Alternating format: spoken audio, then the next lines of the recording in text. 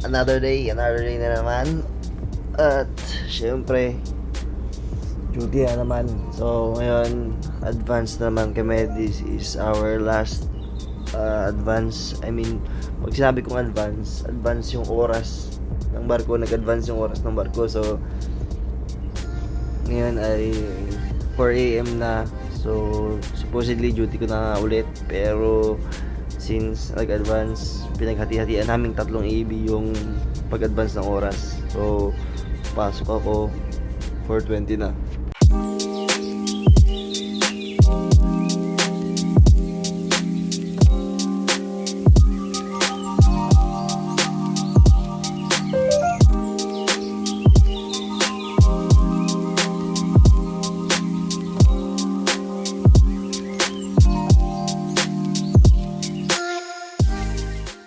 So yeah, it's about 4:10 in the morning.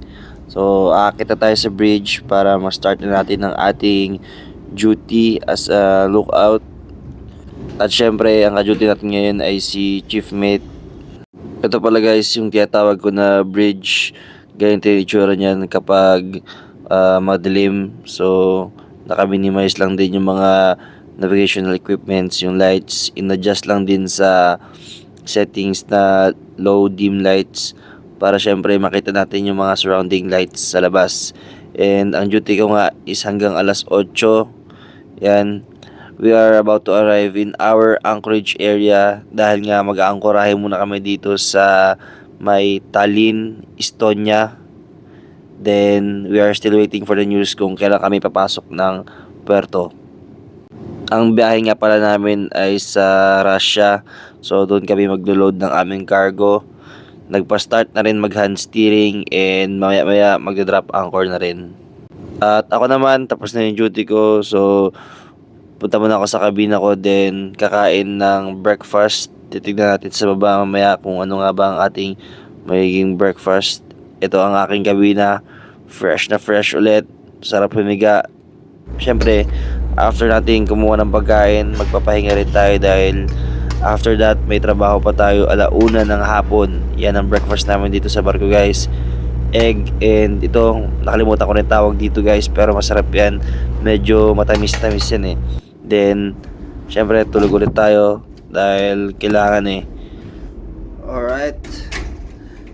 Katapos lang ng aming digwardya. Yun. So mag-aangkorahe na kami pero hindi na ako yung duty, yung 8 to 12 na. So tapos na yung 4 to 8 na watch ko, then yun, mag-aangkorahe 8:30. Pero nagstay pa rin ako doon ng saglit para mag-observe lang kung anong ginagawa ng mga opisyal during anchorage.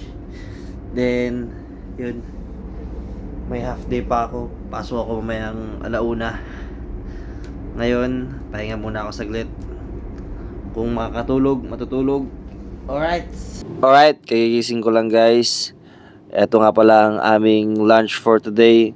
So, back ribs. So, masarap naman. And yun, nabusog naman tayo, walang problema. Sobrang lamig nga sa labas guys. So, wala rin kaming matrabaho doon na matino. Hindi rin kami makapagpintura. Hindi rin kami pwedeng mag-chipping ng mga kalawang. So, ang ginawa namin ngayon, ito, nag-stripping na lang kami ng wax. Sa Spotify di pala mga ganyan? Jim, sayo na Jim, videohan kita. Mo, Jim! Dapat yan. Oy, Giyumi! Para mapapagod. Giyumi na! Puta ka.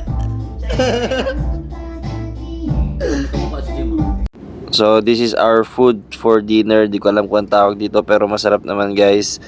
Then, akit tayo sa bridge dahil nag-aaral tayo para maging opisyal.